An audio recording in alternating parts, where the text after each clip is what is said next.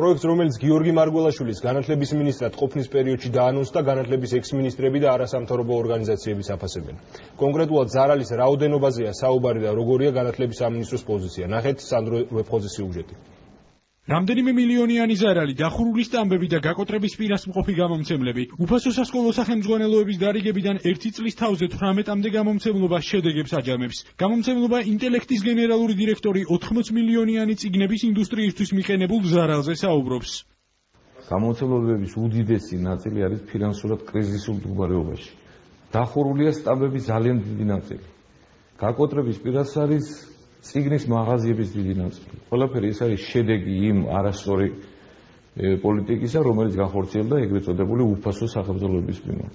კახა კუდავასთან ერთად განათლების სამინისტროს წინააღმდეგ კიდევ 17 გამომცემლობა ერთიანდება. მათი უფლებების დამცველი საქმეს ფინანსურის გარდა სამართლებრივ ასპექტში განიხილავს და განმარტავს, რომ სახელმწიფოს მიდგომა კერძო სექტორის საქმიანობისადმი არასწორია. ძირითადი კომპონენტი ზარალის არის ის მიუღებელი შემოსავალი, რომელსაც გამომცემლები მიიღებდნენ ჰონორარის სახით, მათ რომ ჰქონდეთ საშუალება სამართლებრივად და კანონიერად განსაზღვრონ ჰონორარი, როგორც საავტორო უფლების მფლობელებმა. განათლების ყოფილი მინისტრები ხატია დეკანოიძე და დიმიტრი შაშკინი, რომლებსაც ნაციონალური მოძრაობის მმართველობისას უწყებაში პოსტები სხვადასხვა პერიოდში ეკავათ, ბიზნეს კონტაქტთან საუბრისას განმარტავენ, რომ გამომცემლების გვერდისავლით სახელმძღვანელოების უფასოდ დარიგება კერძო სექტორის დისკრიმინაციის გარდა ქვეყნის ბიუჯეტის მიერ გაღებული ზედმეტი ხარჯია. პრაქტიკულად მათი ზარალი უკვე იმდენად მნიშვნელოვანი და დიდია, რომ მე წარმოდგენა არ მაქვს ბაზარმა მათ ახალი რა ფაქტორები უნდა შესთავაზოს ჩვენ ეკონომიკას დღეს არ აქვს იმის ფუფუნება, რომ რეალურად